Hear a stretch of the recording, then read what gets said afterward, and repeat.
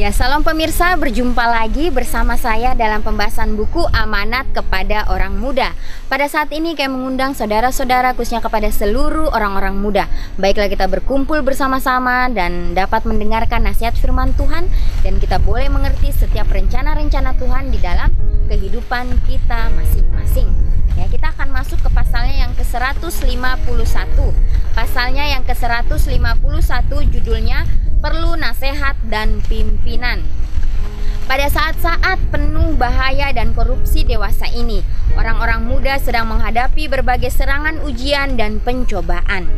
Banyak yang sedang belajar dalam pelabuhan yang berbahaya. Mereka memerlukan pandu, tetapi mereka itu menganggap hina untuk menerima bantuan yang diperlukannya dengan amat sangat. Karena merasa bahwa sangguplah mereka itu melajukan perahunya sendiri, dan tidak insaf bahwa perahu itu sudah hampir terdampar pada batu karang tersembunyi yang dapat menenggelamkan perahu iman dan kesenangannya.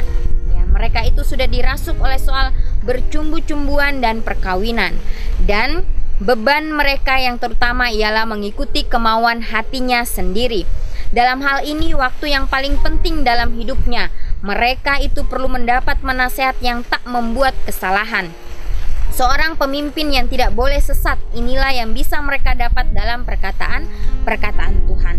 Jika mereka itu tidak menjadi pelajar-pelajar yang rajin dari perkataan itu, mereka akan membuat kesalahan-kesalahan besar yang kelak akan mendatangkan cacat kepada kesenangannya dan juga kesenangan orang-orang lain pun, baik buat hidup sekarang ini, baik pun buat hidup di akhir nanti. Ya, jadi betapa perlunya kita menerima nasihat. Ya, jangan kita meremehkan nasihat daripada orang tua kita, orang yang lebih mengetahui, orang yang lebih tahu dari kita, khususnya bagi orang-orang muda. Banyak orang muda yang cepat cenderung merasa berang dan panas darah. Mereka cepat marah dan keras kepala. Mereka belum memperhatikan nasihat dari perkataan Tuhan. Mereka belum berperang dengan dirinya dan mendapat kemenangan-kemenangan yang indah. Maka kemauan hatinya yang sombong dan tidak mau tunduk itu telah mengusir mereka dari jalan kewajiban dan penurutan. Cobalah pandang ke belakang pada hidupmu yang sudah lalu. Hai sahabat-sahabatku yang muda, ya, dan pikirkanlah dengan setulus-tulusnya segala perbuatanmu setuju dengan terang dari perkataan Tuhan. Apakah engkau telah memelihara penghargaan dengan kesadaran akan kewajibanmu terhadap ibu bapa sebagaimana diperintahkan oleh kitab suci? Apakah engkau telah memperlakukan dengan lemah lembut dan kasih itu ibu yang sudah menjaga kamu sejak masa kecilmu? Apakah engkau telah menghargakan segala keinginan hatinya? Atau apakah engkau mendatangkan kesedihan dan duka cita di dalam hatinya dengan menjalankan keinginan dan maksud-maksud hatimu sendiri? Ya, jadi jangan pernah kita mengecewakan akan orang tua kita, mereka yang sudah merawat kita, mereka yang mendidik kita. Ya, jangan sampai kita tinggalkan mereka begitu saja. Ya, jangan sampai kita mendapatkan kesusahan di akhirnya nanti. Kalau tidak, engkau mempunyai satu pekerjaan yang dekat padamu yang harus dikerjakan untuk memperbaiki kesalahan-kesalahan yang sudah lalu. Ya, kitab suci memberikan satu ukuran tabiat yang sempurna. Kitab yang suci ini diilhamkan oleh Tuhan dan dituliskan oleh orang-orang suci, adalah satu pedoman yang sempurna dalam segala jenis keadaan. Di sana dituliskan dengan terang dan nyata segala kewajiban orang muda maupun orang tua. Kalau dijadikan pedoman hidup, pengajarannya akan memimpin jiwa ke arah ke atas. Pikiran akan ditinggikannya, tabiat dipertumbuhkan dan diberikan perdamaian dan kesukaan ke dalam hati. Tetapi banyak dari antara orang-orang muda yang sudah memilih penasehatnya dan pemimpinnya sendiri, serta mengurus perkaranya sendiri-sendiri. Orang-orang yang seperti ini perlu mempelajari lebih teliti pengajaran-pengajaran dari kitab suci. Di dalam halaman kitab suci itulah didapat dan dinyatakan kepada mereka segala kewajibannya kepada ibu bapanya dan kepada saudara-saudaranya dalam iman. Hukum yang kelima berbunyi, Hormatilah akan bapamu dan ibumu supaya umurmu dilanjutkan dalam negeri yang dianugerahkan Tuhan kepadamu. Dan lagi kita baca, hai segala anak-anak, turutilah perintah ibu bapamu dalam Tuhan, karena haruslah demikian. Ya. Salah satu daripada tanda-tanda bahwa kita sekarang hidup pada zaman akhir ialah adanya anak-anak yang mendurhaka kepada ibu bapaknya, tidak mempunyai rasa terima kasih dan tidak beragama. Perkataan Tuhan penuh dengan peraturan-peraturan dan nasihat yang menganjurkan hormat kepada ibu bapa kita. Hal yang demikian itu menekankan kepada orang-orang muda kewajiban suci supaya cinta dan menyayangi orang-orang yang sudah memimpin mereka itu sejak masa kecilnya, masa kanak-kanak dan masa muda, sampai sudah menjadi laki-laki dan perempuan yang dewasa. Dan sekarang mereka itu sudah sebagian besar bergantung atas anak-anaknya untuk kesentosaan dan kesenangan hatinya. Kitab suci tidak memberikan suara yang tidak nyata bunyinya tentang soal ini, tetapi sungguh pun demikian, pengajarannya itu banyak sekali disia-siakan. Seorang muda yang bergaul dan mencintai dan menawan hati seorang gadis dan secara sembunyi-sembunyi kepada orang tua gadis tersebut, berarti dia tidak berlaku sebagai seorang Kristen yang hormat kepada gadis itu sendiri dan kepada orang tuanya. Ya, jika ada seorang pemuda, ya seorang laki-laki yang memang ingin menjalin hubungan dengan seorang gadis, terlebih dahulu laki-laki tersebut atau pemuda tersebut datang kepada orang tuanya, maka itulah hal yang benar di mata Tuhan. Ya, kalau kita bersembunyi-sembunyi itu sama dengan mencuri. Ya, jadi ini juga diberitahukan kepada kita. Melalui hubungan dan pertemuan rahasia, dia dapat mempengaruhi pikiran gadis itu. Ya, ketulusan jiwa yang seharusnya tiap-tiap anak Tuhan punyai supaya dapat mencapai maksud hatinya.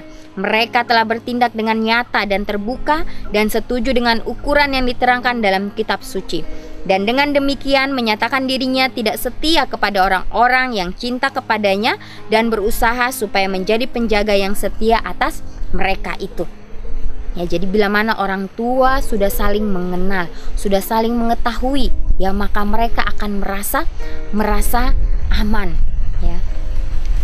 Mereka bisa mengontrol, mereka bisa memberikan nasihat. Ya. Ada yang memajukan pertanyaan, dengan apa gerangan boleh orang muda memeliharakan jalannya suci daripada salah? Dan jawabannya pun diberikan, kalau dipatutkannya dengan sabdamu. Orang muda yang menjadikan kitab suci sebagai pedomannya tidak perlu khawatir akan salah dalam kewajiban dan keselamatan. Buku yang berbahagia itu akan memelihara ketulusan tabiatnya, supaya selalu benar dan tidak menjalankan penipuan. Jangan kamu mencuri, sudah dituliskan oleh jari Tuhan atas loh batu. Tetapi berapa banyak sudah pencurian kasih secara sembunyi diperbuat orang dan dimanfaatkan pula. Ya. Kutuk Tuhan selalu menghinggapi banyak perhubungan yang tidak pada waktunya serta tidak pantas yang diadakan pada zaman sekarang dalam sejarah dunia. Kalau kiranya kitab suci membiarkan segala soal ini dalam terang yang samar-samar dan tidak tentu, maka tindakan yang diambil oleh banyak orang muda pada zaman ini dalam pergaulannya satu sama lain akan lebih dapat dimaafkan. Tetapi tuntutan kitab suci bukanlah nasihat separuh. Dituntutnya kesucian pikiran semata-mata, perkataan dan perbuatan. Kita mengucap syukur kepada Tuhan bahwa firman-Nya itu adalah satu lampu bagi kaki dan tiada seorang yang boleh membuat kesalahan dalam kewajibannya. Orang-orang muda haruslah berusaha supaya meminta nasihat dari kitab suci dan menurut segala nasihat tersebut.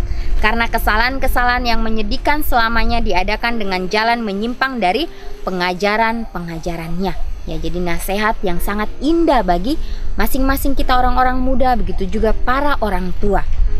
Ya, sehingga kita perlu berhati-hati. Ya, kita perlu menyerahkan kehidupan kita kepada Tuhan dengan sepenuhnya. Kalau kiranya ada soal yang perlu dipertimbangkan dengan pikiran tenang dan pertimbangan yang bersungguh-sungguh hati, maka soal itu adalah soal pernikahan. Kalau kitab suci pernah diperlukan sebagai penasehat, adalah hal itu sebelum mengambil langkah yang mengikat manusia bersama-sama seumur hidupnya. Ya, soal pernikahan seolah-olah mempunyai kuasa yang berisi obat sihir atas mereka itu. Tidak ditaklukkan dirinya kepada Tuhan. Segala perasaannya sudah dirantai dan mereka bergerak secara sembunyi-sembunyi, seolah-olah ketakutan rencana mereka itu akan dihalang-halangi oleh orang lain. Ya, jadi jangan sampai kita mengambil tindakan yang salah, yang ceroboh, yang terburu-buru, ya. Sehingga setan akan masuk dan dia akan membuat itu hal tersebut ya sebenarnya indah ya, tapi itu hanya indah sementara, tidak indah untuk selama-lamanya. Cara di bawah tangan dengan mana percumbuhan dan pernikahan dilakukan merupakan penyebab sebagian besar kesukaran. Yang besarnya hanya diketahui oleh Tuhan sendiri. Di atas batu karang ini beribu-ribu telah menenggelamkan jiwa. Orang-orang yang mengaku dirinya Kristen, yang kehidupannya terkenal tulus dan kelihatannya berperasaan atas segala soal yang lain, mengadakan kesalahan yang hebat dalam soal ini. Mereka menyatakan satu kemauan yang tentu dan tetap yang tidak dapat diubahkan melalui akal budi. Kapankah orang-orang muda kita menjadi berakal budi? Ya. Berapa lama lagikah pekerjaan yang demikian ini akan berjalan? Apakah anak-anak akan menanyakan keinginan hatinya dan kemauannya saja, dengan tidak mempedulikan nasihat dan pertimbangan ibu bapaknya? Banyak orang seolah-olah tidak pernah memberikan perhatian suatu apapun atas keinginan dan pilihan ibu bapaknya, maupun menghargakan pertimbangan yang seksama dari mereka itu. Kekikiran hati sudah menutup pintu hati mereka kepada kasih sayang yang patut bagi seorang anak. Pikiran orang-orang muda perlu dibangkitkan terhadap soal ini, ya.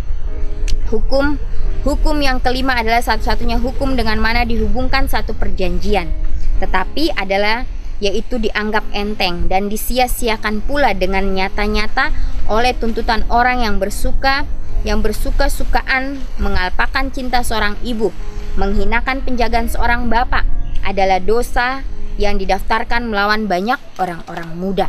Ya, jadi ini kenyataan di mana Nyonya White menuliskan. Ya, ini adalah kenyataan yang Nyonya White sudah mengalami, ya. Di mana dia hidup dan banyak orang-orang muda ya yang membuat salah pengertian dalam mengambil suatu tindakan mereka dalam berhubungan ya, laki-laki dan perempuan, ya, seorang pemuda dan seorang pemudi, ya. Jadi itulah yang menjadi amaran kita di zaman akhir ini, sehingga kita boleh sadar, sehingga kita boleh ya berjalan sesuai dengan kehendak Tuhan. Salah satu daripada kesalahan yang terbesar berhubungan dengan soal ini yaitu orang-orang muda yang tidak berpengalaman. Tidak boleh diganggu dalam penciptaannya, tidak boleh ada gangguan dalam hikayat percintaannya itu. Kalau kiranya pernah ada satu soal yang perlu dipandang dari segala penjuru, adalah soal yang satu ini, pertolongan dari pengalaman orang lain, dan satu pertimbangan yang teliti dan tenang tentang soal itu dari kedua belah pihak tidak dapat disangkal perlunya lagi. Adalah soal perkawinan ini satu soal yang diperlakukan terlalu ringan sekali oleh sebagian besar manusia. Ya, jadi pernikahan itu adalah bukan persoalan yang gampang, persoalan yang mudah, tapi itu membutuhkan ya suatu pemikiran yang panjang, pemikiran ke depannya.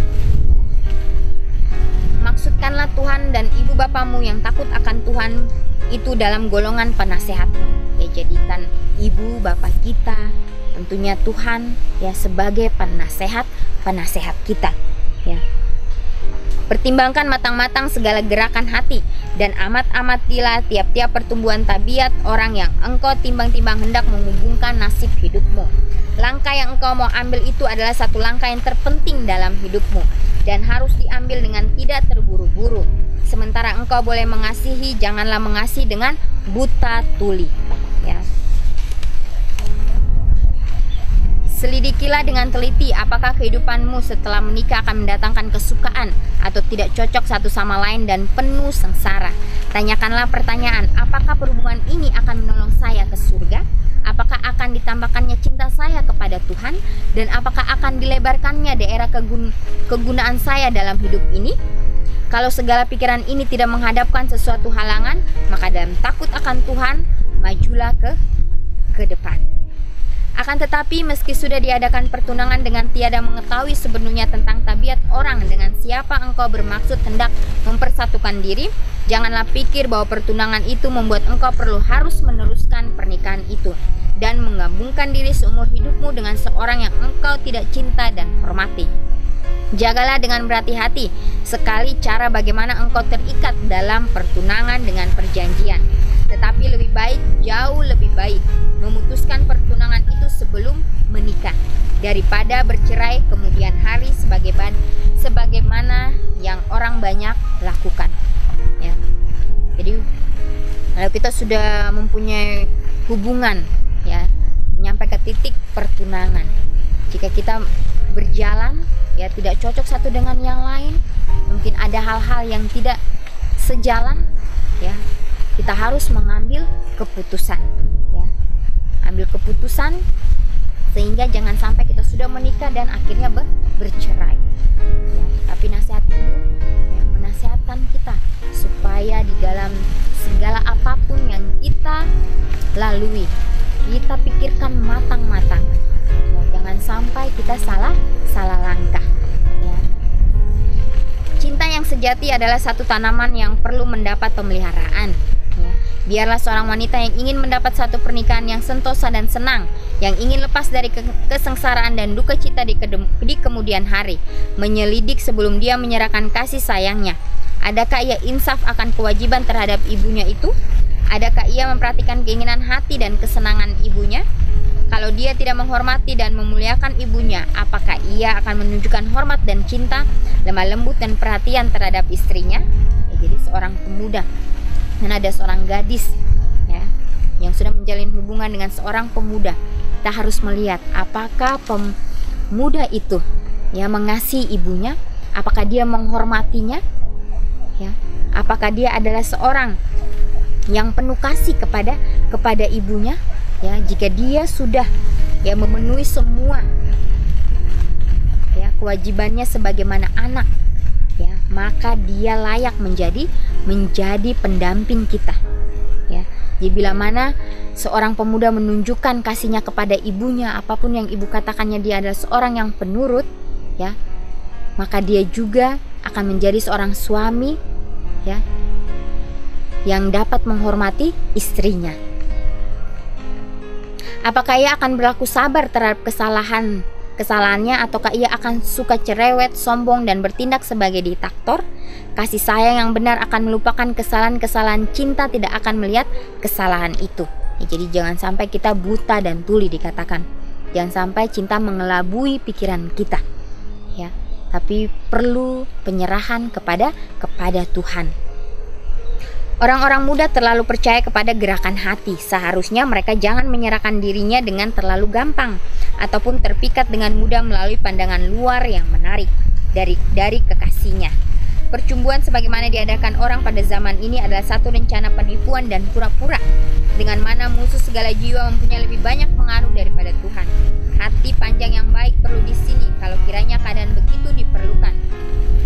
Kalau anak-anak suka lebih rapat berhubungannya dengan ibu bapanya, kalau saja mereka itu suka mempercayakan kepada ibu bapanya itu segala sesuatu dan membukakan kepada mereka itu segala sukacita dan duka cita, mereka itu dapat menghindarkan diri dari kepedihan hati yang bukan sedikit pada kemudian hari.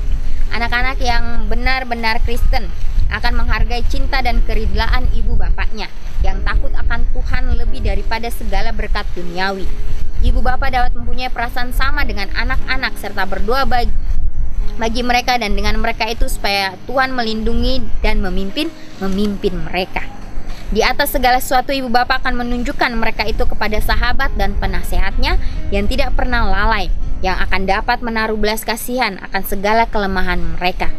Dia yang telah digoda dalam segala perkara sama seperti kita juga, akan tetapi ia tidak berdosa, sehingga ia dapat menolong orang yang digoda itu. Dalam pernikahan, maka kasih sayangmu itu haruslah membantu dalam kesukaan masing-masing. Yang satu harus melayani untuk kesukaan dari yang lain serta sebaliknya. Inilah kehendak Tuhan mengenai kamu. Tetapi sementara engkau harus mencampur menjadi satu, tiada seorang daripadamu yang harus kehilangan dirinya dalam yang lain, bahwa Tuhanlah empunya sifat individumu itu. Hidup bagi Tuhan, maka jiwa itu mengirimkan kepadanya kasih sayang yang terbaik dan tertinggi. Adakah pengaliran yang terbesar dari cintamu itu terhadap Dia yang sudah mati bagi engkau? Kalau kiranya begitu, maka cintamu itu kepada satu sama lain akan setuju dengan peraturan surga. Ya, jadi sangat luar biasa sekali nasihat firman Tuhan pada saat ini. Ya, dimana dalam mengambil suatu keputusan di dalam kehidupan kita, perlunya penyerahan yang sungguh-sungguh kepada Tuhan. Ya, karena ini bukan main-main. Ya, ini juga menjadi pelajaran bagi diri saya pribadi dan juga pelajaran bagi saudara-saudara, khususnya bagi seluruh orang-orang muda yang mendengarkannya. Ya, biarlah kita terlebih dahulu mencintai Tuhan di dalam kehidupan kita, mengasihi Tuhan dengan sepenuh hati kita. Ya, maka Tuhan akan menuntun kita, akan membantu kita di dalam mengambil suatu langkah ke depannya. Ya, jadikanlah kitab suci itu pedoman kehidupan kita. Ya, buku-buku roh nubuat itu, ya, biarlah itu kita baca dan kita renungkan dan kita praktekkan itu di dalam kehidupan kita setiap hari. Ya, sehingga kita boleh mendapatkan kedamaian yang kekal, bukan hanya kedamaian atau kesenangan yang sementara, tapi kedamaian yang akan selama-lamanya, ya, yang kita akan rasakan, yaitu kedamaian surga. Biar renungan kita pada saat ini boleh menolong masing-masing kita, dan biar kita juga boleh menjadi berkat bagi sesama kita. Kita akan berjumpa di kesempatan yang berikutnya, dan Tuhan memberkati.